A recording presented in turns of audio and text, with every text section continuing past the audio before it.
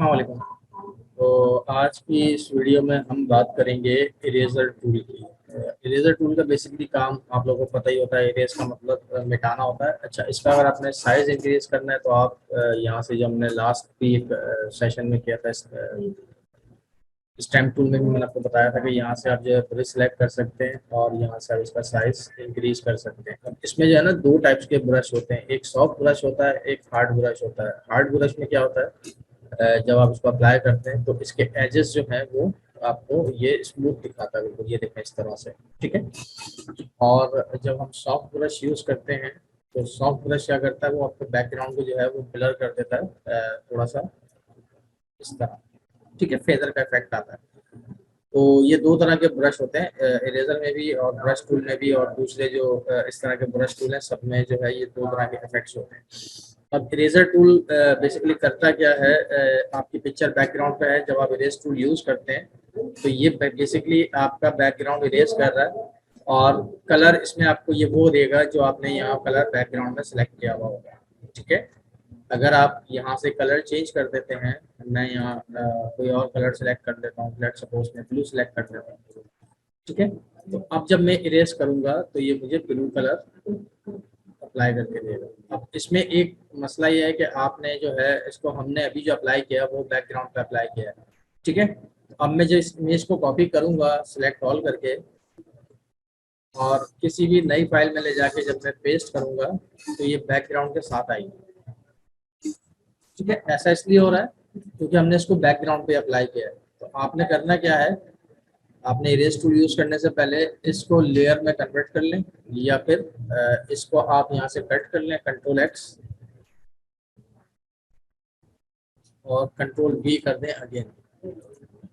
इससे क्या होगा, ये जो आपका बैकग्राउंड था ये लेयर में कन्वर्ट हो जाएगा। ठीक है। अब आप जब इसको इरेज करेंगे तो इसका फायदा क्या होगा आपको, देखें मैं आपको दिखाता हूँ। अब जब मैं इसको यहाँ से कॉपी करूंगा ना किसी भी नई फाइल में और पेस्ट करूंगा तो ये सिर्फ मुझे इमेज शो कर रहा है। ठीक है। ये फाल्ट जो एक्स्ट्रा एरिया था ये अब इसने इरेज कर दिया, यानी कि ट्रांसपेरेंट कर दिया, क्योंकि हम लेयर पे आ गए। बैकग्राउंड पे आप करेंगे तो वो इरेज तो करता है लेकिन ट्रांसपेरेंट नहीं करता उसको। ठीक है। तो इससे जो है वो आप प्रोडक्ट जो है या कोई भी आपकी इमेज है उसको आप एडिट भी कर सकते हैं। लाइक मैं अगर जैसे इसको इरेज करना चाह रहा हूँ तो मैं यहाँ से इसको इरेज भी कर सकता हूँ इस तरह से। ठीक है, समझ में आ गई। तो अब हम मूव करेंगे तो ये अब मैं बैकग्राउंड कलर कोई भी चेंज करूंगा तो ये पिक्चर आपकी सिर्फ बैकग्राउंड का कलर चेंज हो जाएगा। ठीक है। तो ये होता है सिंपल इरेजर, जो मैंने आपको अभी ये बताया। ठीक है। अच्छा, उसके बाद हम आ जाते हैं सेकंड, बैकग्राउंड इरेजर टूल। इसमें क्या होता है, ये भी इरेज की तरह ही काम करता है, लेकिन इसमें ये करता ये है कि आप जब इसको अप्लाई करते हैं तो आपको लेयर की जरूरत नहीं है, ये ऑटोमेटिकली बैकग्राउंड को जो है वो ट्रांसपेरेंट कर देगा। ये देखिए, ये पीछे आपको ये चेक्स नजर आ रहे हैं तो इसका मतलब ये ट्रांसपेरेंट हो रही है।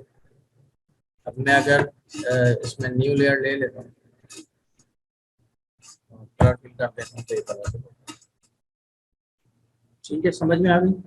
लेयर को आप ड्रैग भी कर सकते हैं यहाँ से। जैसे अब ये लेयर अगर नीचे है, ठीक है, मैंने एक न्यू लेयर ऐड करवाई और मैं इसमें कलर फिल कर रहा हूँ तो ये ऊपर वाली लेयर पे आ गया ना। तो आप जो है इसको अगर आपने इरेज किया हुआ है, इसको जब आप ड्रैग करके ऊपर लाएंगे तो अब ये इस तरह से शो हो जाएगी। ठीक है, क्लियर हो गया आई होप सो।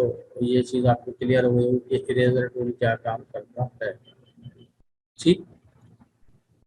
अच्छा, उसके बाद हम आ जाते हैं मैजिक इरेजर। अच्छा, मैजिक इरेजर क्या काम करता है, ये काम ये करता है कि जिस जहाँ पे इसको 100% कलर मिलता है ये उस कलर को जो है वो इरेज कर देता है। देखिए मैं यहाँ क्लिक कर रहा हूँ,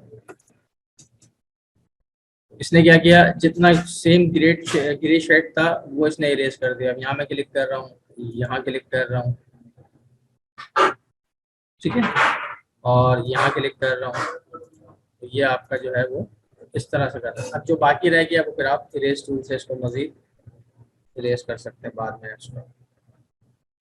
तो बेसिकली ये बैकग्राउंड रिमूव वगैरह के काम में आप ले सकते हैं इसको, इरेज टूल को, ये अच्छा टूल है। उम्मीद करता है क्लास आपको पसंद आई होगी। इंशाल्लाह नेक्स्ट टॉपिक में फिर नेक्स्ट क्लास में जो है वो उसमें हम इंशाल्लाह नई चीज़ों को डिस्कस करेंगे। ठीक है, अल्लाह हाफिज़।